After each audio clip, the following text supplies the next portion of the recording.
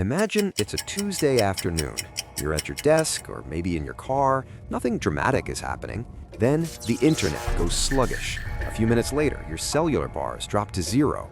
You think it's just a local outage, but then you notice the traffic lights have gone dark. People are stepping out of their shops, looking up at the sky, checking their devices. There's no screaming, just a heavy, unnatural quiet. By evening, the realization hits. This isn't a glitch, it's a systemic hard stop. You go to the kitchen to make a meal, but the stove is cold. You realize every single thing you own, from the food in your pantry to the heat in your walls, is tied to a ghost called the grid. We spend our lives building castles on top of someone else's infrastructure. We assume the foundation is solid, but an analyst knows better. The foundation is just a series of promises that can be broken at any moment. When the promises fail, the physics of survival take over. This isn't about being a prepper in a bunker. It's about understanding the engine of life. We've spent the last 50 years optimizing for efficiency, not for resilience. We've created a world where everything is just in time. Your food travels 1,000 miles to reach you. Your water is pumped by electricity generated hundreds of miles away. It's a beautiful machine, but it's brittle. According to the 2024 Global Risks Report by the World Economic Forum, our biggest threat is systemic fragility. We are so interconnected that a single failure point can paralyze an entire continent. We have traded our personal agency for a bit of daily convenience. If the world ended tomorrow, you wouldn't be fighting monsters. You'd be fighting the loss of these invisible systems. To bridge that gap, you need 5 specific mechanical skills. These aren't just hobbies, they're the bypass codes for a failed civilization. Let's break down the mechanics of the bridge. The first skill in our list is thermal regulation and insulation physics. Most people think of survival and immediately think of hunting, of fighting, but the math says otherwise. According to the CDC, exposure is one of the fastest killers in any disaster. Your body is a 98.6-degree engine that is constantly leaking heat into the environment. You need to master the skill of creating a living envelope. If the power is gone, your house is just a large, hollow box. It won't keep you warm. You need to know how to build a microclimate inside that box. This means understanding the R value of common materials. It means knowing how to use dead air space as an insulator. You have to learn how to live in one small sealed room rather than a whole house. The skill is thermal discipline, knowing when to move to generate heat and when to stay still to conserve it.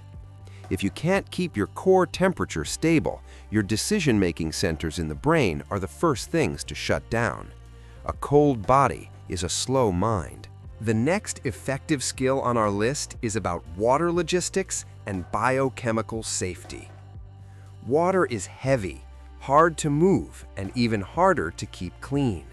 The 2023 UN World Water Development Report warns that our centralized water systems are incredibly vulnerable to cyber and physical attacks. When they stop, the clock starts ticking. You can survive weeks without food, but only days without water. However, the trap is that drinking the wrong water will kill you faster than drinking no water at all. Dysentery and cholera are the historical kings of collapse. The skill you need is hydrological literacy. You must know how to source water from the environment, from rain catchment to humidity traps. But more importantly, you must know the difference between clean and potable. Filtering through sand or cloth is just the first step. You have to understand the chemistry of purification. Whether it's using calcium hypochlorite or the UV method recommended by the WHO, you have to be able to make water safe without a lab. Logic says you need water. Mechanics say you need safe water. In our skill list, the third skill is depending on the caloric return on investment. Our food system is a miracle of logistics, but it's a disaster for resilience. We eat energy-dense food that requires massive amounts of external power to produce and store. If the world ends tomorrow, your freezer is just a box of rotting waste within 48 hours. The skill here is metabolic management. You need to understand how to store and process raw, dry calories like legumes and grains. But more than that, you need to know how to cook them with zero infrastructure. Can you build a rocket stove out of 3 bricks? Do you know how to sprout seeds to get vitamin C when there are no fresh vegetables? These aren't just cooking tips, they're caloric engineering. You also have to understand the energy ROI. In a crisis, people often panic and burn thousands of calories doing useless tasks. You have to learn to move with purpose. Every movement must have a nutritional or structural reward. If the energy out exceeds the energy in, the system is crashing. The fourth and one of the most important skills in our list is about austere medicine and sanitation. In a collapse, there's no 911. A simple blister from walking too much can lead to an infection. An infection can lead to sepsis. According to data from the World Bank, in areas with broken infrastructure, more people die from poor sanitation than from physical violence. The skill you need is preventative biomaintenance. You need to know how to manage human waste so it doesn't contaminate your living space. This is the least glamorous part of survival, but it's the most vital. Beyond that, you need austere medicine. This isn't just knowing how to use a bandage, it's knowing how to irrigate a wound, how to manage a fever without modern medicine, and how to recognize the early signs of systemic infection. You have to be the doctor, the nurse, and the janitor all at once. If you can't maintain the hygiene of your environment, nature will reclaim your health very quickly. Health is a fragile equilibrium. Today's last skill in our list is about analog intelligence and navigation. We have outsourced our sense of direction to a constellation of satellites. If the GPS goes offline, or if your phone screen is shattered, most people lose their ability to move safely through the world. They become trapped in place. FEMA's historical data on urban disasters shows that immobility is a major death multiplier. If you can't navigate, you can't find resources. The skill you need is analog spatial awareness. Can you read a topographic map? Can you find north without a needle? Can you navigate your city's back alleys and side streets when the main roads are blocked? This requires a mental map of your surroundings that most people simply haven't built. Information gathering is the other half of this skill, knowing how to use a shortwave radio or how to read the atmosphere of a crowd before things turn violent. It's about being a processor of data in a world where the main server is down. If you are blind to your environment, you are part of the collateral. Everything we call civilization is just a way to delay the inevitable pressures of nature.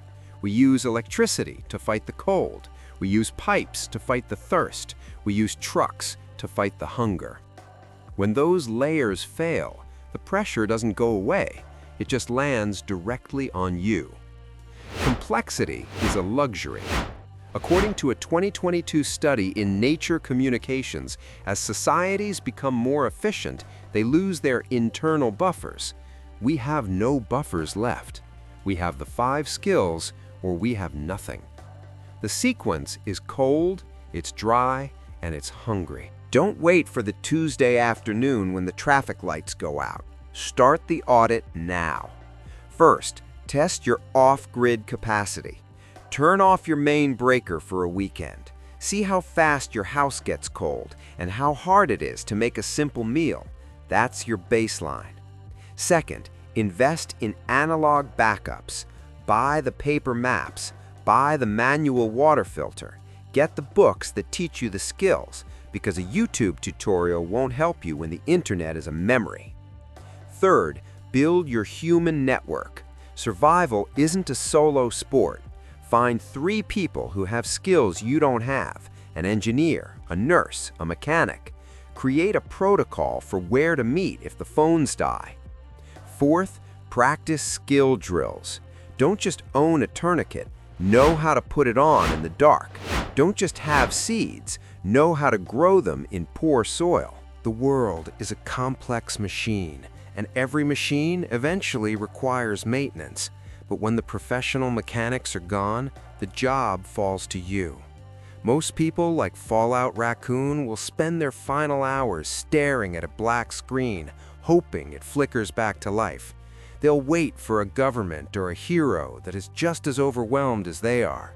They are the components of the system that failed, but you can choose to be the operator. You can learn the bypasses. You can understand the mechanics of the brake. The grid is a gift. Independence is a choice. The system is failing in slow motion. Don't wait for the stop. Get ready.